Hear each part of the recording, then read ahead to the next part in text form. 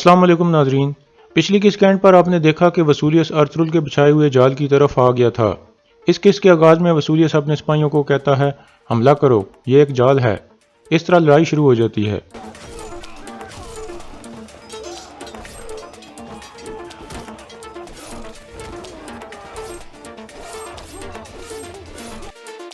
कुछ देर बाद बामसी अपने चंद साथियों के साथ एक तरफ से आ जाता है और वो सब तीर चलाने लगते हैं। वसूलियस के कुछ सिपाही मारे जाते हैं।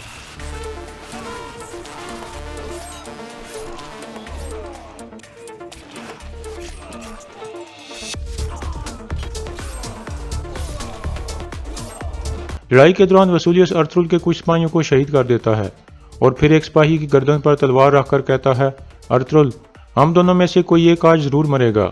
फिर वो सिपाही की गर्दन पर तलवार फेर देता है और इसके बाद अर्तुगरुल की तरफ बढ़ता है। फिर उन दोनों के दरमियान लड़ाई शुरू हो जाती है।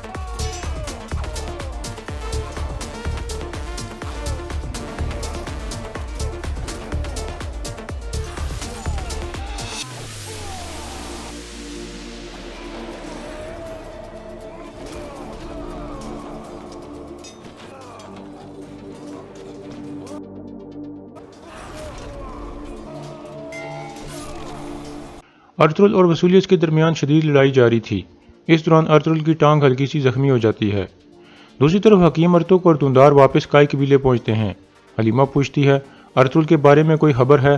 दुंदार कहता है, अल्लाह का शुक्र है, इब्न अरबी ने सुल्तान का इलाज कर दिया था और सुल्तान ने उठने के फौरन बाद अर्तुगरुल भाई को बचा लिया।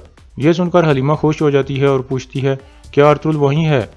हकीम अर्तुग कहता है, वो सिपाहियों को लेकर वसूलियस को पकड़ने चले गए हैं। दूसरी तरफ अर्तुगरुल और वसूलियस के दरमियान लड़ाई जारी थी।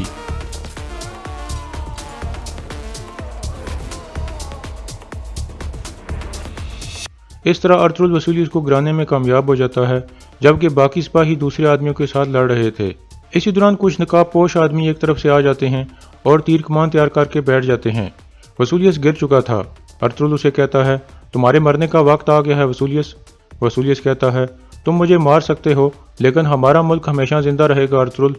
फिर अर्तुगरुल या अल्लाह कहते हुए अपनी तलवार हवा में बुलंद करता है।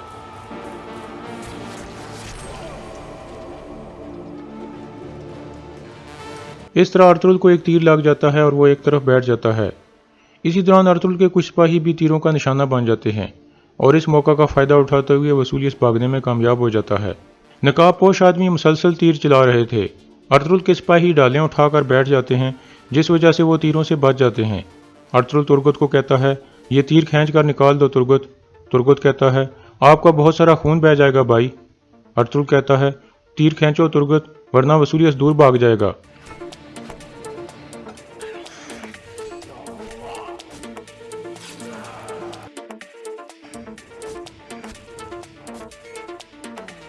इसी दौरान तीरंदाज मुसलसल तीर चला रहे थे। दूसरी तरफ हनली बाजार में सआदुद्दीन का खास सिपाही अंदर आकर कहता है, मैंने वसूलियस को बचाने के लिए अपने आदमी भेज दिए हैं अमीर हजरत, वो अर्तुगरुल को कत्ल किए बगैर वापस नहीं आएंगे। सआदुद्दीन पूछता है, क्या तुम्हें उन आदमियों पर पूरा भरोसा है? जाबिर कहता है, उन सब ने मेरे हुक्म पर यह नौकरी हासिल की थी, वो मुझे धोखा नहीं देंगे। यह सुनकर सआदुद्दीन उसे शाबाश देता है। इतने में सुल्तान का आदमी इजाज़त लेकर अंदर आता है और कहता है, सुल्तान आपको बुला रहे हैं अमीर हजरत। दूसरी तरफ वसूलियस का खास कमांडर अपने सिपाहियों के साथ एक पहाड़ी पर मौजूद था।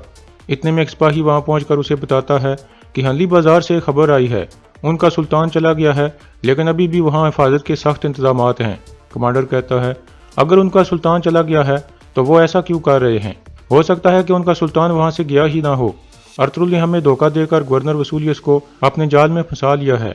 सिपाही पूछता है, अब हम क्या करेंगे? कमांडर कहता है, अब हम गवर्नर वसूलियस का इंतजार नहीं करेंगे और हनली बाजार पर हमला कर देंगे।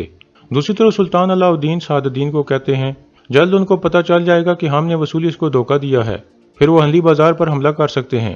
सआदुद्दीन कहता है, मैंने ज़रूरी एहतियाती तदाबीर ले ली हैं सुल्तान, आप आराम करें। सुल्तान कहते हैं, मैं ठीक हूँ सआदुद्दीन, मुझे इससे ज़्यादा अपने अंदर मौजूद गद्दार की फिक्र है। सआदुद्दीन कहता है, आप दोनों कबीलों में गए थे, हो सकता है इनमें से किसी एक ने आपको जहर दिया हो। सुल्तान कहते हैं, मैंने तो सोचा था कि गद्दार यहाँ इस महल में मौजूद है। सआदुद्दीन कहता है, अगर ऐसा भी है तो उस बदउनवान को हम तलाश कर लेंगे। सुल्तान कहते हैं, मैं उसको तलाश करूंगा सआदुद्दीन।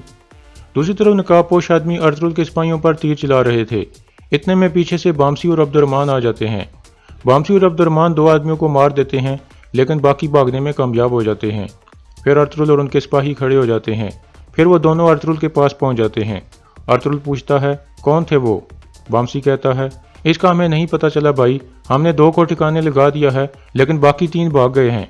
फिर अर्तुरुल गुनगुत और दुमरुल को कहता है, तुम दोनों जख्मी सिपाहियों के साथ वापस अंदली बाजार चले जाओ और सुल्तान को सारी सूरत हाल से आगाह करो। और बामसी और तुर्गत, तुम दोनों मेरे साथ आओ, हम वसूलियत के पीछे जाएंगे। मजीद दो सिपाहियों को भी अपने साथ ले आओ। फिर वो एक तरफ चल पड़ते हैं। दूसरी तरफ वसूलियत कुछ सिपाहियों के साथ एक तरफ जा रहा था। उसका कमांडर कहता है, जनाब घोड़े इस तरफ हैं। वसूलियत कहता है, हम भाग नहीं रहे अहमक, वो हमारे पीछे आएंगे। हम आज ये सब खत्म कर देंगे। आज या वो मरेगा या मैं। ये आखिरी जंग होगी और इसके बाद सुल्तान की बारी होगी। फिर वो सब एक तरफ चलने लगते हैं। दूसरी तरफ वसूलियत का दूसरा कमांडर अंदली बाजार पर हमला करने की तैयारी कर रहा था।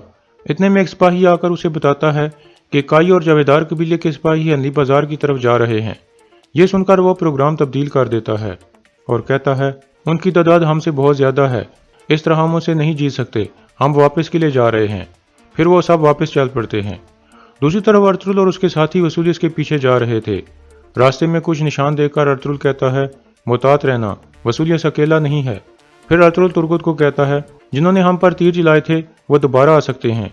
तुर्गुत कहता है, मैं उनका बंदोबस्त करता हूँ सरदार। फिर वो सब आगे बढ़ जाते हैं। अंदली बाजार में सुल्तान अपने आदमी से पूछते हैं, जब मुझे जहर दिया गया उसके बाद क्या हुआ था, मुझे सब कुछ बताओ। सुल्तान का आदमी उन्हें सब कुछ बता देता है कि कैसे सादुद्दीन ने इब्नुल अरबी को अंदर आने से रोका और फिर मैंने और अर्तुरुल के सिपाहियों ने जोर देकर उन्हें अंदर आने दिया। सुल्तान कहते हैं, तुम सुकून रखो अजीज, तुमने बिल्कुल सही किया है। इसके बाद हाइमा खातून और असलान खातून सुल्तान से मुलाकात करती हैं। इस दौरान सुल्तान असलान से पूछते हैं, आप उस आदमी से लड़ने वाली थीं जिससे आप शादी करने वाली हैं? असलान उनको बताती है कि अब मैं उनसे शादी नहीं कर रही। मैंने इज्जत के साथ उन्हें बता दिया है कि मैं अपने भाई का बदला लेने और काराजैसर किला फतह होने तक अपना कबीला नहीं छोड़ूंगी। इसके बाद सुल्तान उन दोनों की बहुत तारीफें करते हैं। दूसरी तरफ वसूलियत अपने चंद सिपाहियों के साथ छुपकर एक जगह बैठा हुआ था और अर्तुरुल का इंतजार कर रहा था। अर्तुरुल और उनके साथी एक जगह पहुंचकर रुक जाते हैं। इतने में एक सिपाही आकर अर्तुरुल को बताता है कि मैंने करीब ही उनके घोड़े देखे हैं। अर्तुरुल कहता है, इसका मतलब है वो यही हैं। वसूलियत हमारे लिए जाल बिछा सकता है। सामसा और तुम दोनों आसपास जाकर जायजा लो। दूसरी तरफ कमांडर निकोलस वापस काराजैसर किले में पहुंच चुका था। इतने में कैथरीना आकर पूछती है, वसूलियत कहाँ है? कमांडर कहता है, मैं नहीं जानता, अर्तुरुल ने हम सबको बेवकूफ़ बनाया है। इतने में वसूलियत का साथी सिपाही वहां आकर बताता है कि अर्तुरुल ने हमें धोखा दिया है। उसके साथ आदमी सुल्तान नहीं था बल्कि कोई और था। अगर वक्त पर कुछ तीर अंदाज ना आते तो हम सब मारे जाते। गवर्नर वसूलियत चंद आदमियों के साथ भागने में कामयाब हो गए हैं। कमांडर निकोलस कहता है, फौरन उनकी मदद के लिए कुछ सिपाही भिजवा दो। दूसरी तरफ अर्तुरुल और उसके साथी उस जगह पहुंच जाते हैं जहां वसूलियत छुपकर बैठा हुआ था। कुछ देर में वसूलियत निकलकर उन पर हमला कर देता है और लड़ाई शुरू हो जाती है।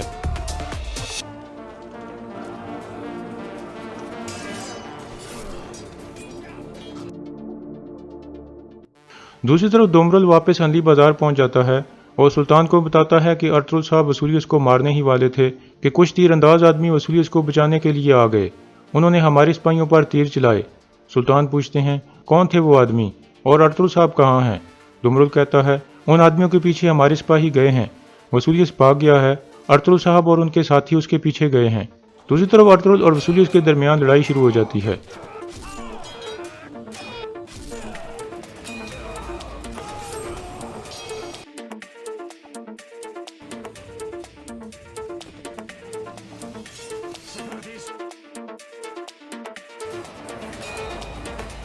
अंदली बाजार में सादुद्दीन अपने सिपाही को कहता है, अर्तुरुल दोबारा भाग गया, तुम्हारे आदमी नाकाम हो गए जाबिर।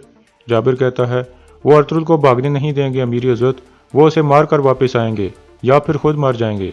सादुद्दीन कहता है, तुम अर्तुरुल को नहीं जानते, अब वो कामयाब नहीं होंगे। अर्तुरुल ने ज़रूर उनके लिए कोई बंदोबस्त कर लिया होगा। दूसरी तरफ लड़ाई जारी थी।